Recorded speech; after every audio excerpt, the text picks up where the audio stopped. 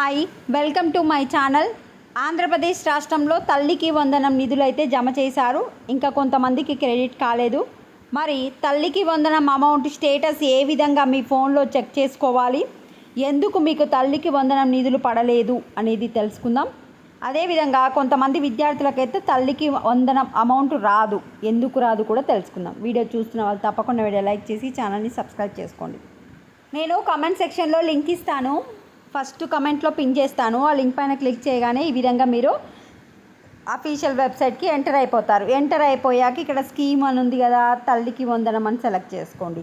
ఈ ఇయర్ పైసలు కదా ఇక్కడ యూఐడి అంటే మీ ఆధార్ నెంబర్ ఎంటర్ చేయండి. మీ ఆధార్ నెంబర్ ఎంటర్ చేసి మీ ఇక్కడ 575518 అని కనిపిస్తుంది కదా, ఆ కోడ్ కూడా క్యాప్చా అంటే ఈ క్యాప్చాని ఎంటర్ చేసి గెట్ ఓటీపీ అంటే మీ ఆధార్ కార్డ్ ఏ ఫోన్ నెంబర్కి అయితే లింక్ అయిందో ఆ ఫోన్ నెంబర్కి ఒక ఓటీపీ వస్తుంది. ఆ ఓటీపీని ఇక్కడ ఎంటర్ చేయగానే మీ యొక్క డీటెయిల్స్ అన్నీ రావడం జరుగుతుంది. ఇక్కడ డిస్టిక్, మండలు, సెక్రటరేట్ కోడు, సెక్రటరేట్ నేము, క్లస్టర్ కోడు, బెనిఫిషరీ నేము, మొబైల్ నెంబర్. ఇక్కడ వచ్చిన తర్వాత అప్లికెంట్ డీటెయిల్స్, మీకు ఎంతమంది పిల్లలు ఉన్నారు, వాళ్ళ అప్లికేషన్ డేట్ ఏంటి, అప్లికేషన్ స్టేటస్ ఏంటి, రిమార్క్స్ ఏంటి. అంటే వస్తేనేమో ఎలిజిబుల్ అని ఉంటుంది, లేకపోతే రిమార్క్స్లో మీకు ఎందుకు రాలేదు అనేది రిమార్క్స్లో కనిపిస్తుంటుంది. అంటే మీ కరెంట్ బిల్ ఎక్కువ ఉందా, మీకు 4 వీలర్స్ ఉందా, మీకు సిటీలలో జాగాలు ఉన్నాయా, మీకు ఇక్కడ ఎక్కడైనా ఆస్తున్నాయా, అవన్నీ డీటెయిల్స్ అయితే రిమార్క్స్లో కనిపిస్తూ ఉంటాయి. పేమెంట్ స్టేటస్ కూడా ఈ విధంగా చెక్ చేసుకోండి. అయితే కొంతమంది విద్యార్థులకైతే రాలేదు. ఎందుకు రాలేదు అంటే 1,12,711 మంది లబ్ధిదారులకైతే హౌస్ హోల్డ్లో మ్యాపింగ్ లేకపోవడం వల్ల, డేటా కరెక్ట్ లేకపోవడం వల్ల అనర్హులుగా తేలిరు. వాళ్ళను మళ్ళీ సరిచేసి వాళ్ళకైతే డబ్బులు వేయడం జరుగుతుంది.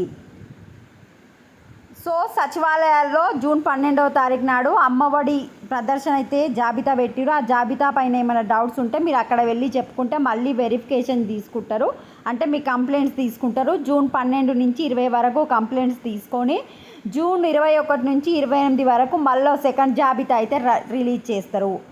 అయితే 1వ తరగతి ఇంటర్మీడియట్ ఫస్ట్ ఇయర్ విద్యార్థులకు మాత్రం జూన్ 30వ తారీఖు నాడు తల్లికి వందనం విద్యార్థుల జాబితా అయితే గ్రామవార్డు సచివాలయాల్లో ప్రదర్శిస్తారు.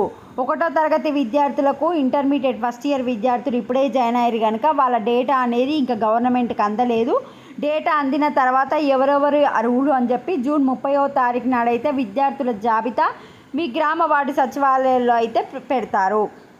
వీళ్ళకి 1వ తరగతి వాళ్ళకి, ఇంటర్మీడియట్ ఫస్ట్ ఇయర్ విద్యార్థులకు, ఇంకా పైసలు వాడనోళ్ళు ఎవరన్నా ఉంటే వాళ్ళకి మాత్రం జూలై 5వ తారీఖు నాడు లబ్ధిదారులకు నిధులైతే విడుదల చేయడం జరుగుతుంది.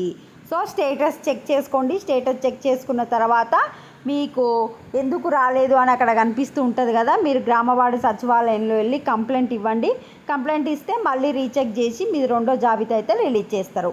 ఫస్ట్ ఇయర్ ఫస్ట్ క్లాస్ వాళ్ళకి మాత్రం జూలై 5వ తారీఖు నాడు పడతాయి. ఎలిజిబుల్ లిస్ట్ మాత్రం జూన్ 30 రోజు రిలీజ్ చేస్తారు. వీడియోని లైక్ చేయండి. Thanks for watching.